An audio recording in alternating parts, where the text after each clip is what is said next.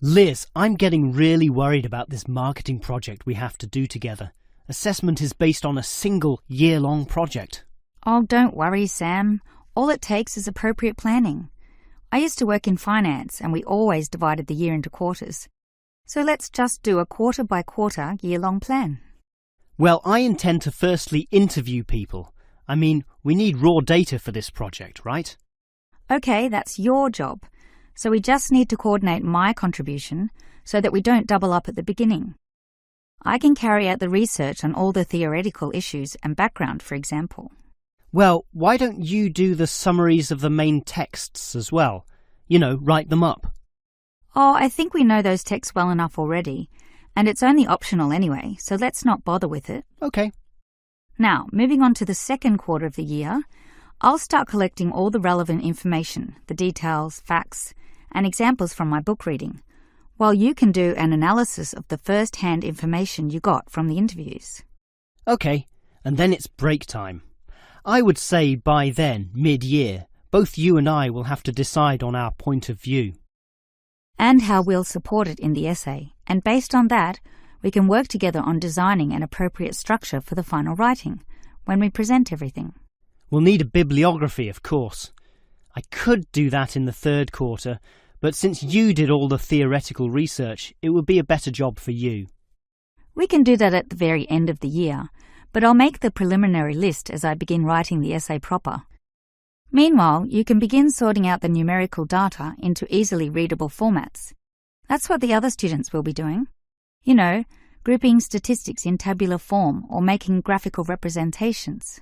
And in the last quarter, we can proofread each other's work, allowing a different set of eyes to be involved. So I'll check your writing for any mistakes, typos, or logical problems. I'm sure the essay will certainly benefit from such a thorough proofread.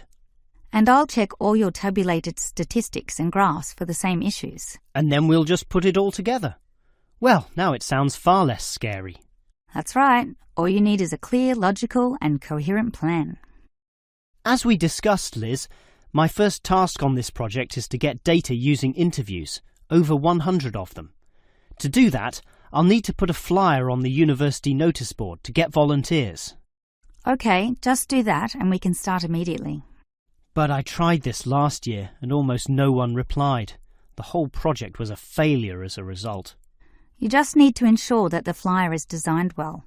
I did a course in design, so I can help you. I'm all ears. Well, one of the first rules, since the notice board will be full of papers, is to make sure your flyer stands out. Thus, don't use white paper, use coloured paper. You mean like yellow paper? Yellow, red, orange, it doesn't matter, as long as it's coloured and thus more obvious.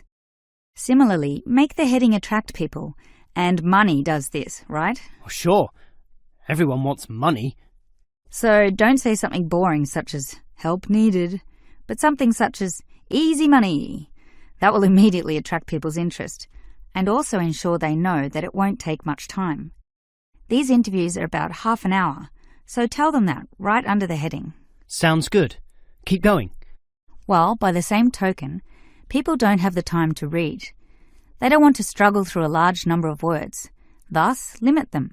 That will make the flyer easily and quickly read. Finally, there's a lot of false advertising and tricky people out there, so the readers might get suspicious, particularly when you're offering significant money for little work. You need to thus assure them that this is legitimate. So, at the very top of the page, make sure you indicate that the scheme has been approved by the course convener. Just some writing saying this, but you should also add a signature. It doesn't matter who signs it. People don't read it anyway. In fact, you could even sign it yourself. Don't worry, I can get a legitimate signature. But you should definitely include a stamp, which is more reassuring to the readers. What sort of stamp? The department stamp. Some people put the university stamp, but to be honest, anyone can acquire that from the student union. A stamp from your department shows much more authenticity, and that way everyone will feel that the scheme is legitimate and hopefully be willing to give you a ring. So that's it? It's all finished? That's it, apart from the contact details at the bottom of the page, of course. Of course. Hey, that was some useful advice. I think a flyer like that will really draw them in. Thanks for that. No problem.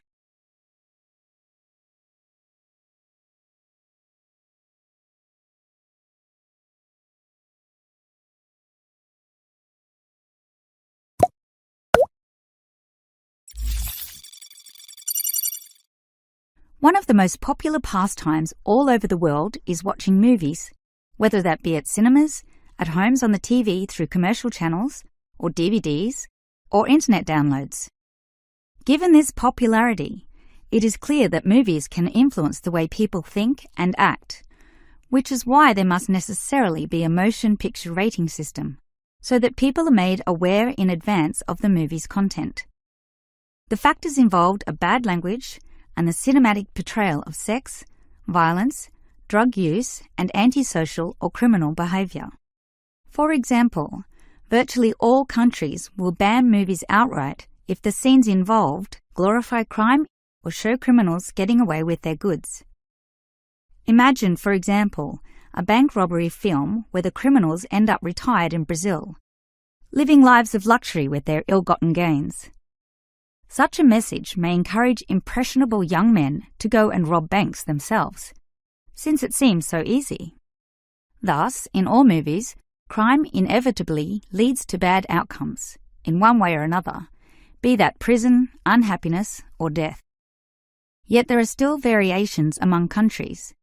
In Australia, for instance, it is the government which decides on the rating through a special review board, whereas in America, it is the movie industry itself which decides this through a trade association representing the major studios.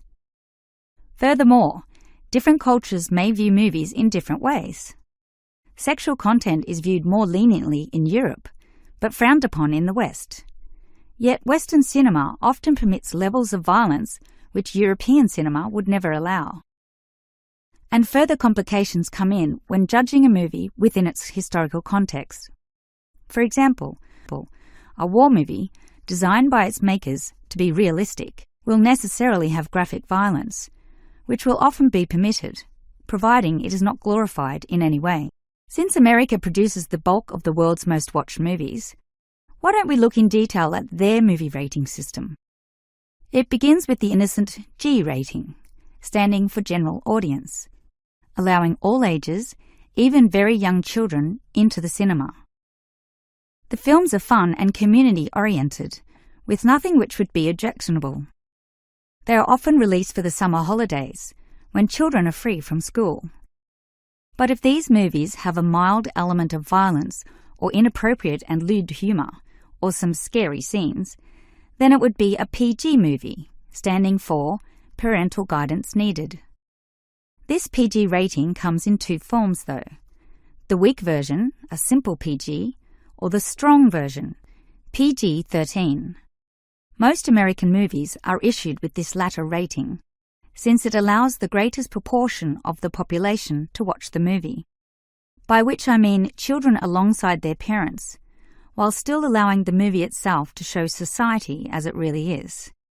Any rating higher than this will restrict children and limit viewership. In fact, if a movie, when shown to the trade association, fails to be issued with the PG-13, the offending scenes are often removed by the movie makers in order to secure this lower rating and ensure the greatest viewership. What all movie studios want to avoid is the R, or restricted rating. This means that younger children can only watch the film if accompanied by their parents, and many young teenagers simply don't want to do this. These films might have swearing, drug use, or horror scenes with blood and gore. And if these images are particularly graphic, the rating is lifted to NC-17. NC means no children. In other words, the movie is for adults only. Since it is the younger market who are particularly intent on paying to see movies, many big cinemas simply don't bother showing NC films. There is simply little to no profit involved, meaning that such films, often made by smaller independent film companies, are similarly released by independent theatres. Even then, these films only have what is known in the business as a limited theatrical release. So, go see these movies quickly or you may miss out.